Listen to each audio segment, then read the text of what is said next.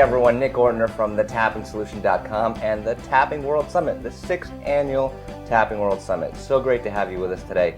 We're sitting down here in Pasadena, California with my dear friend, Dr. Alyssa Rankin. Alyssa, welcome.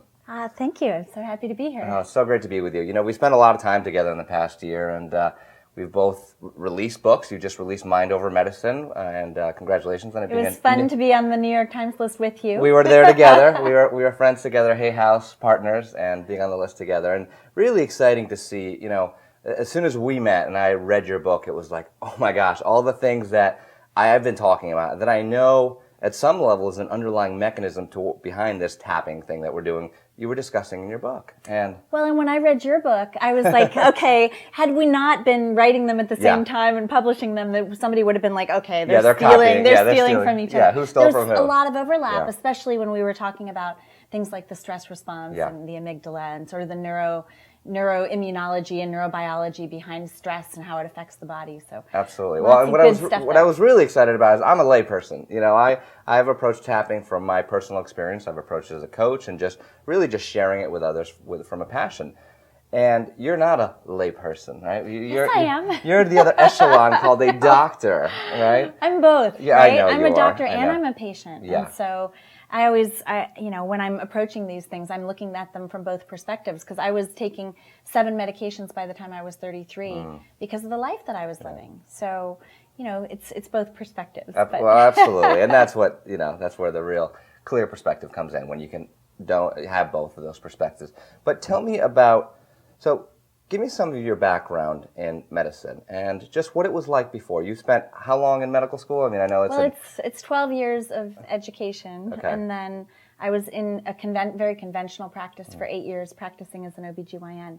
And I was not, like, if you had ever told me that I'd end up doing what I'm doing now, there's no way I would have believed you. I was raised by a physician. I trained at sort of the ivory towers of medicine, very just conventional, skeptical perspective of anything certainly anything that you'd be doing. Now we think we've really lost it. We're what? We're tapping she's doing what? Right. You know? Yeah. Right. So, I wasn't raised in that kind of alternative way. Yeah. And it wasn't until I got to a point in my own medical practice where I was really feeling out of integrity with myself. You know, and I now realize, I didn't realize at the time, but I now realize that, those of us who are called to medicine are called sort of the way priests are called to the priesthood. It's like a spiritual practice. Yeah.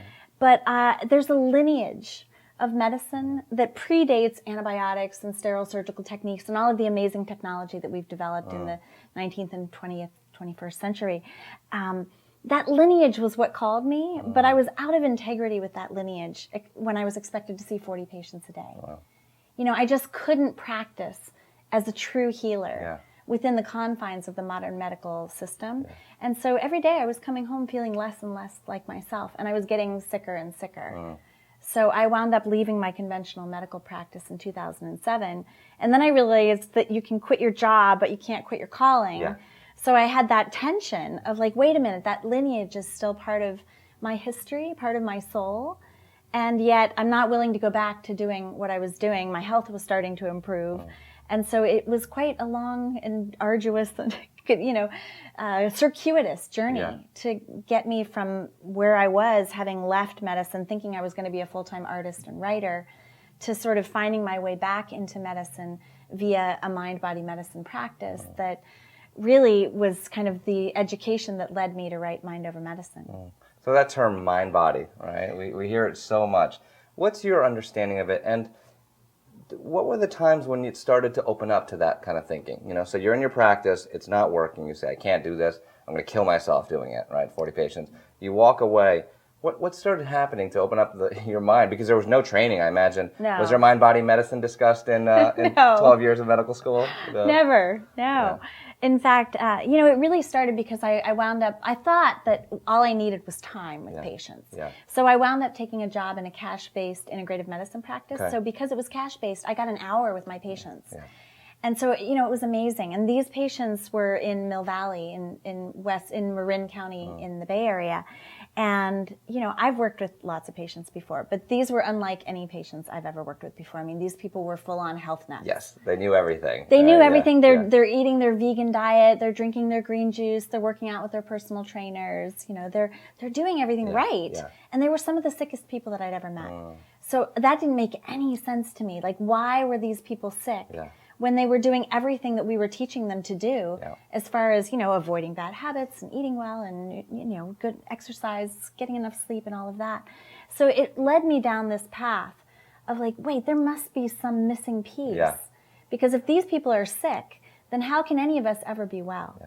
And what I wound up doing, I started asking my patients some interesting questions. I started asking them things like, what does your body need in order to heal? Or what is your body saying no to?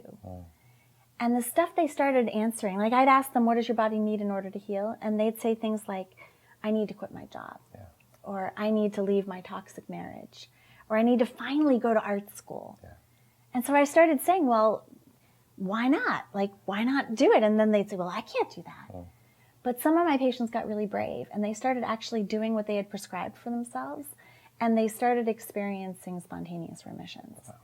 And my skeptical doctor brain had no idea what to make of that. Yeah. Like, does not compute. Well, that's it. Where does that fit into the library of what you know about to be true about the world, right? 12 years of schooling that teaches you there's this disease, you take this pill, you do this, you do that. Very mechanical.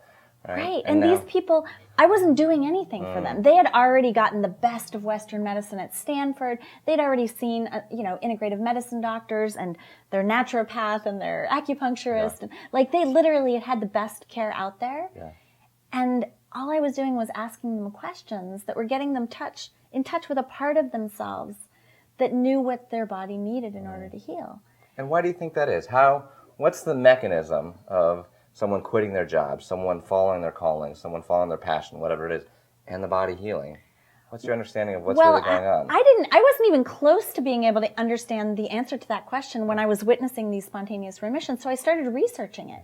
Like, I looked up spontaneous remission. I came across the Institute of Noetic Sciences put together the Spontaneous Remission Project, which is over 3,500 case studies in the medical literature of people that had spontaneous remissions from almost any disease you can imagine. Like stage 4 cancers were cured, HIV positive people became HIV negative, like heart failure, kidney failure, diabetes, high blood pressure, autoimmune disorders, skin disorders, common things as well. So, but why? My big question was, did they do something particular to bring about that spontaneous remission? Or was it just, good luck? Yeah. So that's when I started investigating further, right? The answer is often, remission, spontaneous, luck of the draw, chance, right? That's what usually we hear about it. We don't know how it happened. It did. We can't explain it, so we're just going to put it over there. Well, and it's so interesting because those case studies are all written up by doctors as kind of medical mysteries. Yeah, yeah. But they never tell what the patient did. They just tell the story of, like, here's this fatal illness. Yeah. And wow, the illness went away. Yeah. But I was really curious, hang on a minute, you gave me A and Z. Yeah. I want to know what happened in between. Yeah. So then I came across Dr. Kelly Turner's research. She's writing a book called Radical Remissions. And she had done her PhD thesis on stage 4 cancer survivors who had spontaneous remissions from their stage 4 cancers. Most of them had chosen to, withhold Western medical treatment, which is not what I recommend. But she was curious, what did they do? And so she researched them, and she also researched the often alternative healthcare practitioners that interviewed them. And she found that they had common characteristics. And only 2 of them were the sort of thing that you might hear from a kind of a progressive medical doctor. Okay. Like, one of them was they all took some sort of herb or supplement that they really believed was going to cure them. Yeah. And one was that they changed their diet to a mostly vegetable-based diet. Yeah. But the other things, there were 9 common characteristics. And the other 7 were things that were more in the way of emotional, mental, spiritual practices. So that, again, sort of something was going on here that did not make sense to my medical brain, but it made sense to my soul. So you asked me, how does quitting your job affect the health of your body? This is where my research led me to start looking into the placebo effect. Yeah. because my question was, can the mind really heal the body? If work is stressing you out, can reducing work stress actually affect the health of your body? And if so, how? Yeah. So I was really curious, is there any evidence that the mind really can heal the body? And of course, we all know about the placebo effect. Yeah. This has been well studied since the 1950s. So we know that some combination of positive belief and thinking that the sugar pill is going to make you well, and the nurturing care of the person in the white coat who delivers the sugar pill to you and says this is going to help you, that some combination of that results in actual physiologic change. It's not just in your mind. Yeah. It's, the colon becomes less inflamed, the ulcer disappears, the warts go away. My favorite is the Rogaine trial. Oh, really? The men who were in the Rogaine trial for baldness took sugar pills and grew hair. Wow. So it's physiologic, right? Yeah. There's something happening in the body when this happens. But my question was, well, most of us are not in clinical trials getting saline injections or fake surgeries or sugar pills. Can whatever that thing that's happening when someone takes a placebo, can we harness that? And if so, how? And that's how it ties into the effects of stress. Yeah. So what I came to realize, because of course, as a doctor and the way my brain works, I need to understand mechanisms. Yeah. Yeah. And so I had to do a lot of research to try to get to the bottom of what's the mechanism of how stress in the mind affects the cells of the body. Yeah. And I think I have to define stress before I explain that further, because I think in our culture we have a very poor understanding of stress. I think we kind of wear stress like a badge of honor. We're like, it's all around, it's what it is. It's the culture, you can't get away from it. I'm stressed, therefore I'm busy, therefore I'm valuable. Yeah, absolutely. So how many times have you heard people get together like, how are you doing? Oh my God, I'm totally stressed. But like, you know how it is. That's like... Well, I always joke that when you're focused on stress, try to go to your friend and go, oh no, I had a great day, I'm relaxed, I've been doing nothing, went to the beach, blah, blah, blah. We can't even say it, because the second we say it, it feels like we're less than. It feels like we're not doing enough. We feel like we're not connecting with the other people around us who are so stressed. Right. So I think part of it is understanding that stress in our, I think a lot of us think of stress as being overworked or overwhelmed, but to the body, stress is anything that triggers the amygdala. Right? So the amygdala, our friend. We love the amygdala. We, not only in our books, but we've been sharing the stage at Hay House all year. And there was one, it was one afternoon where I spoke first, and then you spoke an hour later, and then someone else spoke, and then a fourth, but all four of us mentioned the amygdala. And I was like, this is the amygdala conference, and we hadn't even checked in with each other. But I think there's a deep understanding now of how important this is. So, sorry, go on. No, it's great. So, I think of the amygdala as those little meerkats. Yeah. At the zoo, they're like, there's always the sentry meerkat who's like on top of the mound, like checking to make sure that he can keep the rest of the meerkats safe, right? So they're always on the lookout for danger. And the amygdala is part of the limbic brain, so it's part of the very primordial part of the brain. It's not the thinking, rational forebrain. Yeah. It's the little meerkat that's always looking out for danger. So the amygdala is there to protect us from genuine danger. It's there to protect us from anything that's going to threaten life or limb. So, the ubiquitous tiger on the loose is sort of what people talk about when they talk about the amygdala. And that's healthy, right? The amygdala gets triggered. It triggers what Walter Cannon at Harvard called the stress response or the fight or flight response. So, the hypothalamus communicates with the pituitary gland, turns on the adrenal gland, the body is filled with cortisol and epinephrine, and then you're in fight or flight. And we can run or fight, flee, do what we need to do. Exactly. To mobilize the energy of the body. To get away from the tiger, right? But here's the thing that I think a lot of people don't realize, is that every thought that you have that is threatening triggers that same fight or flight. So every fearful thought, every anxious thought, every worried thought, every thought that feels like you're being attacked by other people, angry thoughts, all of these kinds of thoughts are stress to the body, even though we may not necessarily perceive it as the kind of stress that's like the to-do list stress. So, stress is toxic relationships. It's selling your soul for a paycheck. It's not being able to communicate properly with your family members. These things are incredibly stressful to the amygdala. And the amygdala can't tell the difference between that and running away from the tiger. So what happens is that, when I'm asking people, what does your body need in order to heal? And they're saying, I need to quit my job. Yeah. What they're really saying is my job is triggering my amygdala all day long. Yeah. And for me, when I was in my conventional medical practice, that was the case. My amygdala was triggered all day long because I never felt safe. Yeah. I felt like I was constantly at risk of making a mistake, that somebody was going to die on my watch, that I was going to get sued, that, I was completely exhausted. I was working 72-hour shifts. So literally my body wasn't able to function normally. It was all of those things. So I was living in this perpetual fight or flight mode. Plus I was twice divorced by this point. My relationships were a wreck. I had lost 4 members of my family. So all those fearful, anxious, worried thoughts were triggering my fight or flight. And I was taking 7 medications that my doctors said that I would be on for the rest of my life. Wow. So when my patients started experiencing these spontaneous remissions, I realized, wait, maybe I could have that. Yeah. Right? Maybe I don't have to take these drugs for the rest of my life. And I'm now down to half the dose of one of them from doing the deep work of trying to figure out what are the stressors that are triggering my amygdala and what is the soul medicine that I really need, And this is essential because if your listeners get one thing away from this talk today, the most important thing for people to realize is that our bodies have these natural self-repair mechanisms, right?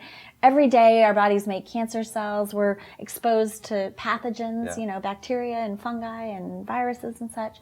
Our bodies know how to fight this. They know how to fix broken proteins. They know how to do their own anti-aging things. But this was the kicker for me. Those natural self-repair mechanisms only function when the body is in what Herbert Benson at Harvard called the relaxation response. So this is the opposite of the stress response. The stress response is the sympathetic nervous system. The relaxation response is the parasympathetic nervous system. So it makes sense. Can we hit pause on that because it's such a big thing? Yeah. Right?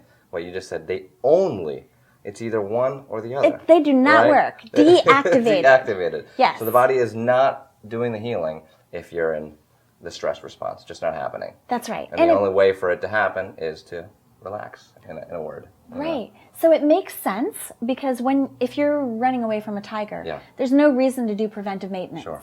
It just says forget about it. You're forget probably about not it. Gonna make it. They're not worried about the 2 cancer cells that you made today. They're worried about the tiger. Yeah. So the body, when you're in sympathetic nervous system, it turns down all the kind of homeostatic mechanisms of the body. So the digestion is shut down, reproduction is shut down. These things that are non-essential. And so the self-repair mechanisms are considered non-essential. Yeah. And it's actually intentional because you want to reduce, in case the tiger bites you, you want to actually be in a sort of anti-inflammatory state. Oh, got it. So the immune system actually gets shut off. So there's physiology behind that, which means that in order to optimally be healthy, we want to not only optimize whatever Western medicine has to offer, but we want to make sure that the body is in relaxation response as much as possible. Yeah. And we can do this in one of 2 ways. So, we can actively put the body in relaxation response with practices like meditation, with practices like EFT, right? So there are lots of things that we know. Laughter is one of them. Orgasm is one of them. So there are these things that we can do that will sort of take the body out of sympathetic nervous system, being overridden with the relaxation that comes with those sorts of practices. Yeah. But what I think, and that's what a lot of people teach, but it's not enough. Yeah.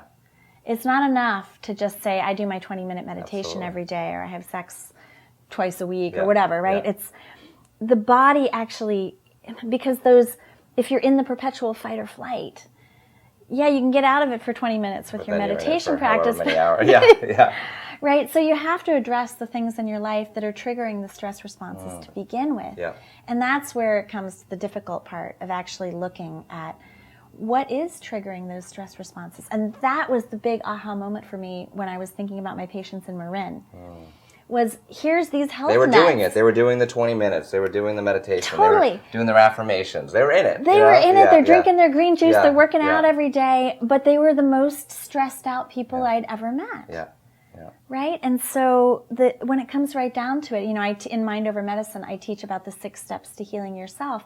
But it's all about really writing the prescription for yourself, creating an action plan that's really about getting the nervous system out of stress response and into relaxation response so that the body's natural self-repair mechanisms can be optimized. I mean, this is how we live to be happy and healthy until we're 100. Yeah, yeah. Oh, I mean, there's so much that I want to comment on that. There's so much there. One of the things that I find really interesting about tapping is that, you can do it for that 20-minute period, right, as that practice. But really, the deep stuff that happens is when you make those quantum shifts. Right, when you tap to overcome not just the stress in the moment, but when you go deeper, when you go to the childhood trauma, when you go to the things in your life that are stressing you out and you recognize, I clear them, and now I'm making a life change. Now I'm making that decision. Because I agree completely. It's like people say, well, will this tapping last forever? If I tap on my back and it hurts and it goes away, will it come back in 3 days? And what I say is, well, if the reason your back is hurting is because you hate your job and you're miserable all week and you go back to work on Monday, it's likely to activate it again, right? So this is a sign, and we start making these connections. One of the things we see in the tapping process is how we make these connections between the physical symptoms, and I've seen it a lot with pain, especially with pain because it's such a direct measure. I'm sure it plays a role in all sorts of other diseases, but it's hard for cancer and diabetes and all those things to go, okay, what happened right now? Right, exactly. That's a longer term thing to deal with. But pain, I know that someone has back pain, and we sit down, and we start tapping on it, and you do a little tapping on the back pain, it clears a little bit, and then we go deeper and deeper and deeper, and we find out, I remember working with a client who I actually wasn't making progress for about 40 minutes, tapping on the back pain and emotions and all these things, and I'm getting frustrated. I'm like, usually there's a shift, so what's going on? And I said, you know what, let's ignore the back right now. It was actually sciatica pain. So let's ignore it, and just answer this question. What is stressing you out most in your life right now? And she said, work. I hate it. She was a lawyer. She was miserable. She's like, I hate every aspect of it. I hate what I do. The clients I represent, you could just see this was a big deal for her. So we went and tapped on that issue. We focused on, even though I have all this stress and I can't deal with it. We go back to the sciatica pain 10 minutes later, it's gone. Right? And she's going, oh my gosh, she's stretching. She was a runner. She's like, this is unbelievable. And we weren't focusing on the pain itself. We were focusing on this other part of her life. Now, the big thing was 2 weeks later, she quit her job. Right. And that's I was going to tell you what my friend Sark makes these posters. Yeah, absolutely. Like how to be a happy artist or how to be. So one of her friends came to her and said, "Will you make me a poster that says how to be a happy lawyer?" Yeah. So she writes how to be a happy lawyer, and then she draws a little door, and you open the door, and it says quit. Oh, jeez.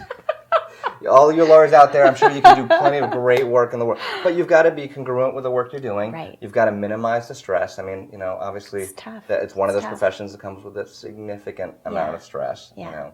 I want to jump back a bit to what we talked about earlier in the placebo effect, right? Because I think the placebo effect actually gets a bad rap because people generally go, oh, it's only the placebo effect. It's only the placebo effect. Or they lop the placebo effect on top of things like tapping and yoga and meditation and herbs. They go, well, it's just a placebo effect, right? And people ask me all the time, well, is the tapping the placebo effect?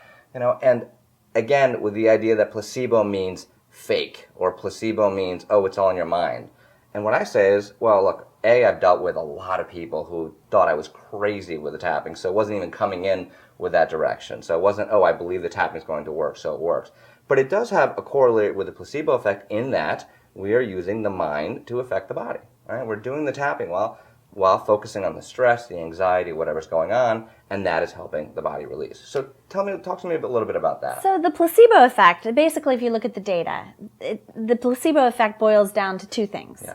It's the positive belief, because usually patients in these clinical trials, they don't know whether they're getting the real treatment or the fake treatment, and neither does the doctor, because it's usually double-blinded, because if the doctor knows they're getting the placebo, it actually affects the outcome. Oh, what? So everybody has to be blinded. Yeah. But because they don't know, they have a hope, maybe I'm getting the new wonder drug. Yeah. So that positive belief that they're getting the new wonder drug combines with the conditioning that we have of somebody in a white coat giving us something that we believe is going to make us better. Yeah. So it's the combination. It's like it's the sugar pill and the love, right?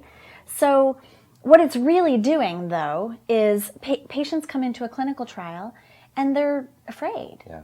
They're hurting, they're in pain, they're having symptoms of an illness. There's something that's brought them into the clinical trial to begin with because they're suffering. And so what starts to happen is that as they enter the trial and they have positive belief and nurturing care, the amygdala calms down. The relaxation response kicks in. The relaxation response kicks in because they say, oh, I'm finally doing something. I wasn't better before, but this might be the thing. This might be the treatment that's going to solve everything for me. So their whole nervous system starts to calm down. The body goes into relaxation response. Those natural self-repair mechanisms kick in. So the placebo response is an awesome thing, right? It's basically just, it's the term that clinical medicine has used, and the reason it's gotten sort of a bad rap is because it gets in the way of bringing new treatments to trial. Because some drugs, you study them, and they have a 70% placebo effect. So big with antidepressants is big. That's a great example, 70 to 80%. So it's very hard to prove efficacy of something if the placebo effect is that high for the condition that you're treating. So something like depression is incredibly related to that combination of positive belief and nurturing care. It responds really well. Whereas there are some things that don't respond. Pain responds very well to placebo. So, the medical community gets frustrated because they want to bring these new treatments to the market. And if it's not any better than placebo, then evidence-based medicine deems that it's ineffective. And I say, what do you mean it's ineffective? It's working 70% of the time. But the drug itself is no better. It's not the drug that's doing it. So I think when we think about the placebo effect, I don't even like that term. We should call it something like the self-healing effect. Absolutely, Right? Because it does have that negative. It's only the placebo effect. So if I asked you, is tapping a placebo effect? Who cares? What would you say? I would say, who cares? I mean, maybe part of it... Well, people want the real thing. They want it to be more than just, this is my mind doing this. Well, so the placebo... Well, I'll answer this way. So the placebo is activation of the relaxation response to activate the self-healing mechanism. So yes, if that's the definition, then yes. EFT is activating the relaxation response and turning on the body's natural self-repair mechanisms. But it's not all in your mind. It's actually in your cells. Like it communicates via hormones. Via cortisol or epinephrine when it's the fight or flight, or via things like oxytocin, endorphins, these sort of positive healing hormones. So that's what's happening when people are doing EFT, is they're releasing these healing hormones that are, and activating these natural self-repair mechanisms. So it's in the mind, but it's in the cells. So it's... Like I said, I don't even like the term. I really dislike the term because it's come with so much baggage. Right. And people discount it and they go, oh, well, that means I think placebo has been attached to making it up. Right. Like, I'm just making up, in the same way that a hypochondriac, like a nocebo effect, that's the opposite, right? Someone who thinks that they're sick all the time and they expect sickness. Well, they are getting sick. Why? Because they're never relaxed and the relaxation response is not happening, But what's happening, and my answer is always, if the placebo definition is, just making it up or just believing in it, I say I've tapped with so many people who didn't believe it at all. Right? So that having to believe it mechanism wasn't activated. What was activated was the relaxation response, the awareness of the emotions, the releasing of the emotions, the calming of the amygdala, which, as you know, the latest research is showing that when we're tapping on these endpoints of meridian, we're actually sending a calming signal to the brain, to the amygdala, and showing that and you feel it. You feel that tension, anxiety, stress just release. Well, and I want to speak to that also because you were mentioning before about does tapping only work while you're tapping? And one of the things that I love about tapping as opposed to some of the other relaxation response activators. So, for example, laughter is a great relaxation response activator, but you're not going to be laughing all day, right? So what I love about tapping is that it's so effective at getting to the root of the limiting beliefs that create the thoughts that trigger the amygdala to begin with.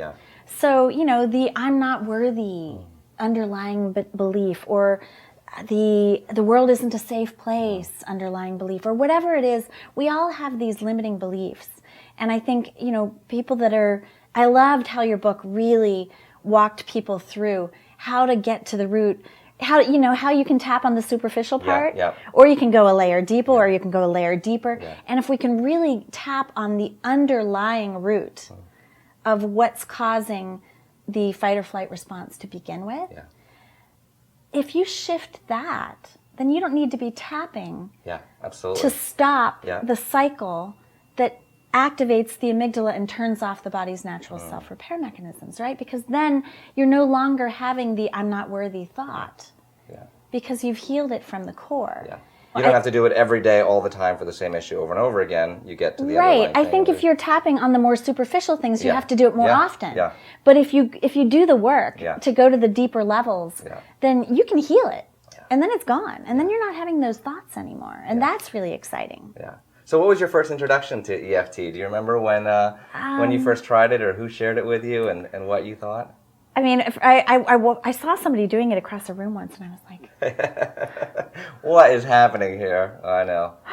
Yeah. And then I gave a TEDx talk, and somebody came up to me afterwards and said, hey, you were talking about the relaxation response. I wonder if you'd be interested in doing a free EFT session with me. It was Kate Winch. Okay. And so I said, okay. I was curious. Yeah. I'm ready to try. I'm skeptical. Yeah. I'm one of those people that's really skeptical but open. Yeah. Yeah. Like, I'll try anything. Yeah. And so I've done a lot of weird sessions, And so she was working with me on an issue that I was struggling with, which I was dealing with my savior complex. Like, a lot of things were manifesting in my life in really negative ways based on one of my limiting beliefs, which was that I have to give until I'm depleted in order to be a valuable, good human in the world. So I was over-giving, overworking, And so she did a live session with me, and then she created a little MP3. Nice. And when I put it on my iPod, and I started doing it while I was meditating or while I was out on my hikes, and it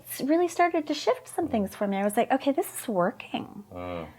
And then I started researching it because I'm super curious. And like I said, I like to know mechanisms. So I was like, okay, this doesn't make any sense to me, right? Yeah. I'm not sure about this whole acupressure point thing.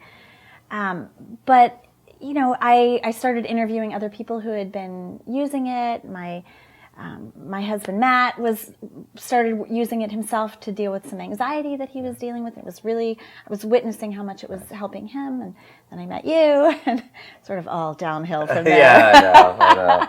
And you said this has got to be a problem, Well, and I loved reading your book because it really helped me get my doctor brain around it. Like, that's what's happening. Yeah. And I love how applicable it is to whatever it is that is creating anxiety, worry, fear in your life, because it really can be part of one of the prescriptions that people write for themselves when they can figure out what those things are. Yeah. Because a lot of times we get awareness and we're like, now what? Yeah. Well, and figuring it out is step one, which is incredible, but also where most people get stuck is, okay, they know something's wrong, or they recognize that they're thinking negative ways or those patterns, but they don't know what to do about it. Right? And one of the things I love so much about EFT is that it's so self-empowering, that you can take that power back and go, I'm not at the whim of the world. I'm not at the whim of everything that happens to me. Just because I've been doing anger for the last 20 years. People who do anger, people who do anxiety, and I use the word do because it's like it's like a mechanism in the body. They know how to do it. Yeah. It's something that their body is almost chemically trained to do. I mean, Candace Pert's work has shown that our cells have receptors for these emotions. Right. And when they've been doing it for so long, they go, what do I do? I'm sure Matt with anxiety, it's like, okay, I know I'm anxious. I know this isn't good for me, but what do I do? And being able to use the tapping and take that power back and say, I have control over what I'm thinking and I can shift these thoughts, I think that in and of itself can activate the relaxation response. Right.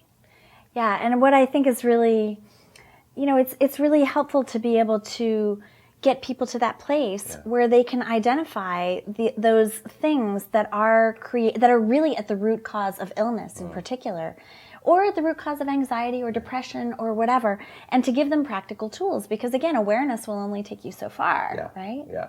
One of the questions I get all the time about EFT is they say, oh, can tapping help cure this? All right? People love using they want an answer. They want, can it cure cancer? Can it cure fibromyalgia? Can it cure? And I always say, tapping doesn't cure anything, all right? It activates the body's self-healing mechanisms. Right. Then the body does what it does. And then we know the body can cure cancer. We know the body can cure fibromyalgia and rheumatoid arthritis and autoimmune disease. I mean, the list goes on, right? We know the body can fix a broken bone that's been split in half, right. So the self-repair mechanisms are obvious there.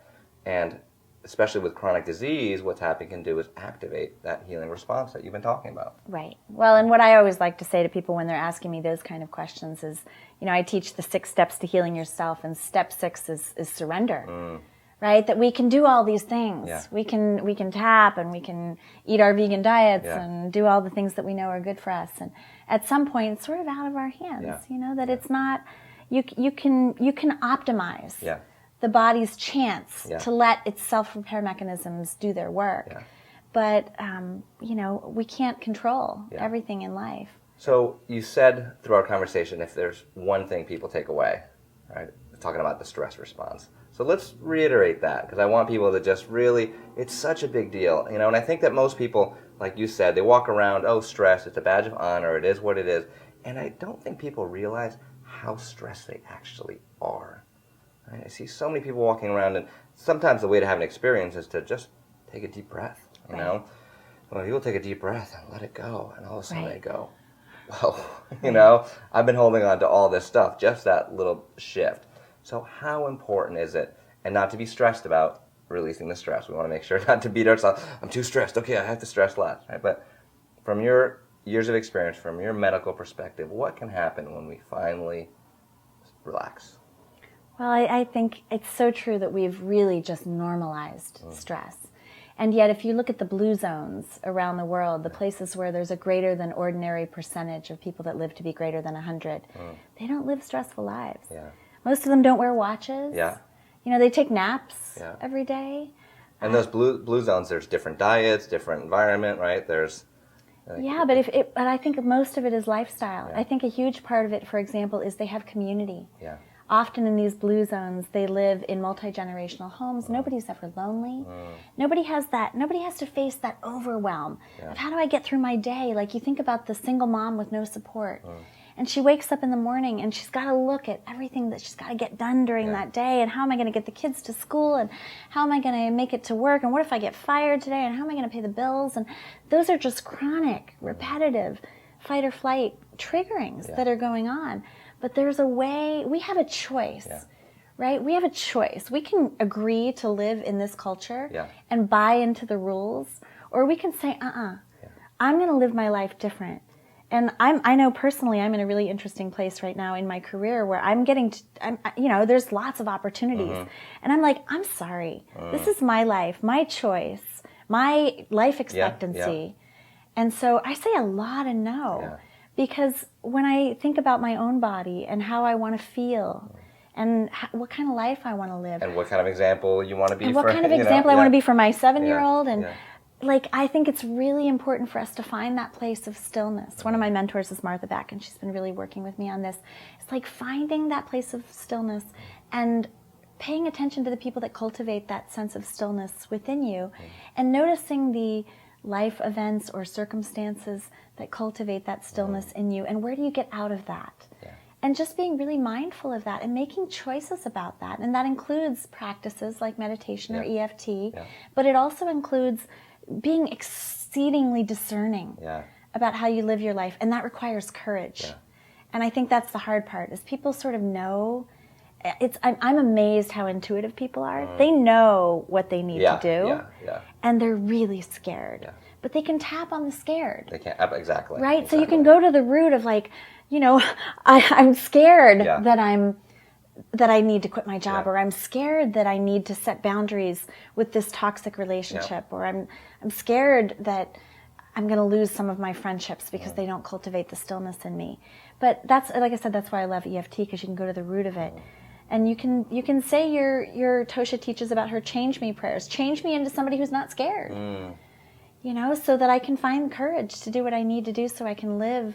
You know, I love the Mary Oliver quote, like, tell me what is it you're going to do with this one wild and precious life, right? Like, we have one wild and precious life. What are you doing with it? What are you doing with it, right? Yeah, amazing. Listen, thank you so much for being here. We could talk for hours, and we have, and just so appreciate all your great work and what you're doing in the world and how you're showing up. Thank you. Thank you. It's an honor. Thanks, everyone. I hope you enjoyed this. Take a moment now to, think about the stress in your life and make that commitment to do whatever it takes to lower it. The 10-Day Tapping World Summit, a free 10-day event where there's 2 presentations a day that focus specifically on using this tool of tapping to release that anxiety, that stress, to get to the underlying root of what's going on and heal it forever. Now, this isn't just a practice where you use it and you have to do it every day. We're getting to the root of healing, and you can transform your life. Make sure to comment on the blog below. Share with us, what have you learned in this video? What do you think about stress? What's the stress in your life like? And what can you do to bring it down even just a little bit? This is Nick Ordner from thetapping solution.com. Take care and keep tapping.